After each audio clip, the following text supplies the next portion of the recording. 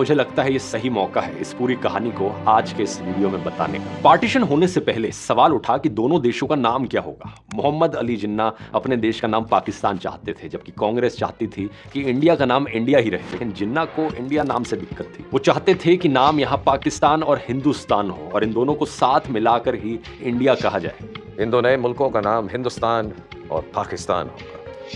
And together they will constitute India. दूसरी तरफ कांग्रेस के लीडर्स का कहना था कि इंडिया से टूटकर पाकिस्तान बन रहा है, इंडिया अपना नाम क्यों बदले। जवाहरलाल नेहरू ने ये डिमांड जाकर माउंटबेटन के सामने रखी और उन्हें ये डिमांड लॉजिकल लगी, तो उन्होंने ये बात मान ली। इससे जिन्ना काफी अपसेट हुए। लेकिन इससे ज्यादा जरूरी सवाल ये था कि जब दोनों देशों में बंटवारा होगा तो बॉर्डर कहां रहेगा। नेहरू और जिन्ना एक दूसरे पर इतना मिसट्रस्ट करते थे कि वो आपस में किसी भी लाइन पर एग्री नहीं कर पाए। इसी रीजन से ब्रिटिश ने लंदन से एक ऐसे आदमी को चुना जिसका इंडिया से कुछ भी लेना देना नहीं था, और ये आदमी थे सर सिरिल रैडक्लिफ। 8 जुलाई 1947 रैडक्लिफ इंडिया पहुंचते हैं। उन्हें लगा था कि कम से कम इस बंटवारे को करने के लिए उनके पास भरपूर समय होगा, लेकिन माउंटबेटन ने उन्हें कहा कि सिर्फ 15 अगस्त तक का समय है। Really, it's quite simple.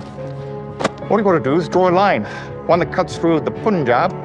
और इन कुछ चंद हफ्तों में उनके पास घूमने का समय नहीं होगा, वो उन जगहों को नहीं देख पाएंगे जिन्हें वो बांट रहे हैं। रैडक्लिफ को उनकी मदद के लिए 4 लोकल एडवाइजर्स दिए गए, जिनमें से 2 कांग्रेस के थे और 2 मुस्लिम लीग के। लेकिन ये लोग भी आपस में झगड़ते रहते थे। हालांकि मोटे मोटे तौर पर बंटवारे का बेसिस क्लियर था। जिन जिलों में मुसलमानों की मेजोरिटी है वो पाकिस्तान में जाएंगे और जिन जिलों में हिंदुओं और सिखों की मेजोरिटी है वो इंडिया में रहेंगे। लेकिन रैडक्लिफ के पास जो नक्शा था वो एग्जैक्ट नहीं था और पॉपुलेशन के आंकड़े भी उतने रिलायबल नहीं थे। 2 शहर सबसे बड़ी मुसीबत बनकर रैडक्लिफ के सामने आए, कैलकाटा और लाहौर। कैलकाटा उन्होंने इंडिया को दे दिया क्योंकि वहां हिंदू पॉपुलेशन ज्यादा थी, लेकिन लाहौर में 5 लाख हिंदू, 1 लाख सिख्स और 6 लाख मुस्लिम्स रहते थे, तो किसी की भी साफ मेजॉरिटी नहीं थी यहां पर। Lahore, gentlemen, Lahore.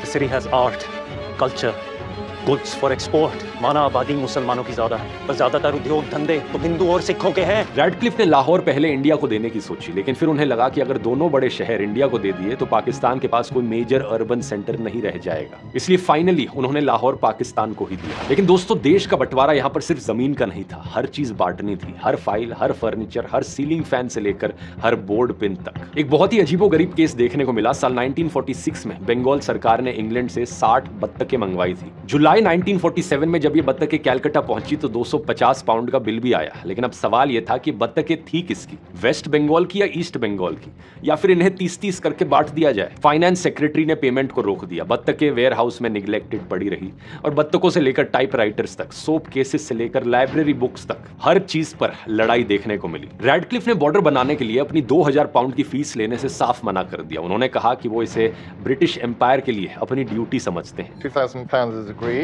Your Excellency, I was raised to believe that duty is above all else. लेकिन उन्हें कोई अंदाजा नहीं था कि इसमें कितने लोगों की जिंदगियां तबाह होने वाली हैं। 13 अगस्त 1947 की सुबह माउंटबेटन को बाउंड्री कमीशन की रिपोर्ट दे दी जाती है। माउंटबेटन इस रिपोर्ट को ले जाकर एक सेफ में लॉक करके रख देते हैं। बात असल में यह थी कि 15 अगस्त तक ये इस फैसले को सीक्रेट रखना चाहते थे।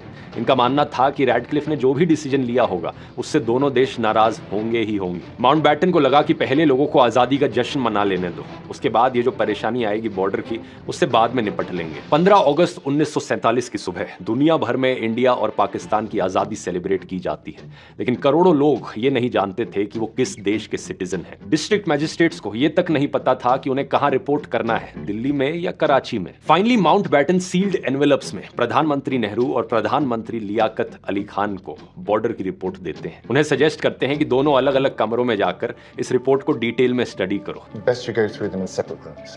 और समझो कि इंडिया और पाकिस्तान का बॉर्डर क्या होगा। 2 घंटे तक अलग अलग कमरों में दोनों इसे स्टडी करते हैं और बाद में ये जॉइंट मीटिंग के लिए माउंटबेटन के साथ मिलते हैं।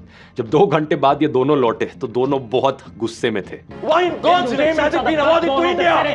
Its properties, its commerce, everything is primarily owned by Hindus.